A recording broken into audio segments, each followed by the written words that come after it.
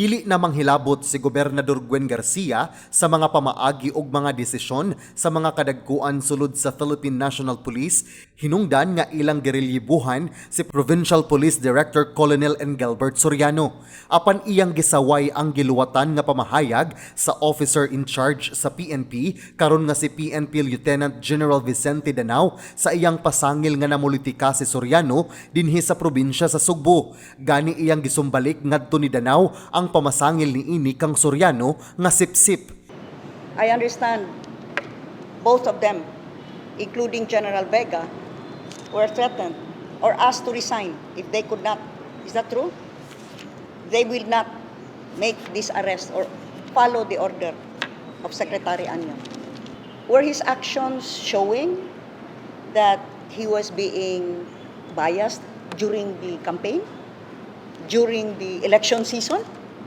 I don't know about General Danao, but what I know is the elections are over. It's no longer the season for politicking. At last, he was given this position as the head of PNP, but OIC at that. Then perhaps I can also publicly ask the question, are you not politicking?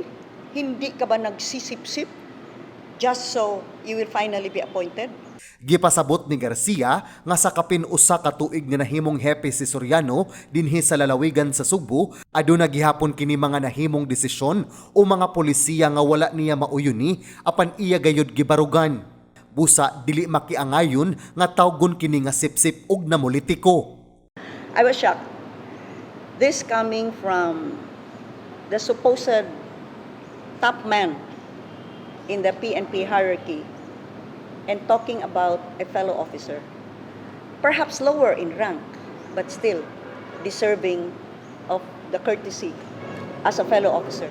What violent crime, what violent infraction or violation did Colonel Soriano commit, except that he took a stand, recognizing my executive order, but if you read his statement, that was qualified.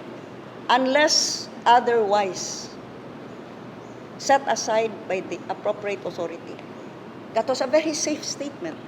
Si Soriano gitangtang sa pwesto isip hepe sa kapulisan sa probinsya sa Sugbo human kini miluwat og pamahayag nga midapig sa polisiya ni Gobernador Gwen Garcia kalabot sa optional nga pagsulob og face mask apan wala kini mauyoni ni DILG Secretary Eduardo Anyo kinsa supak sa maong polisiya. Miduaw sa buhatan sa gobernador si Police Regional Director Police Brigadier General Roque Eduardo Vega aron ipahibaw kang Garcia ang maong desisyon sa Camp Crame ug aron ipaila-ila ang kasamtangan nga maglingkod isip officer in charge nga si Colonel Lim. Sa iyang bahin, nagpost usab sa Facebook si Soriano nga nagpasalamat sa mga Sugboanon ug sa suporta kaniya samtang dinhi pa siya na-assign sa probinsya sa Sugbo.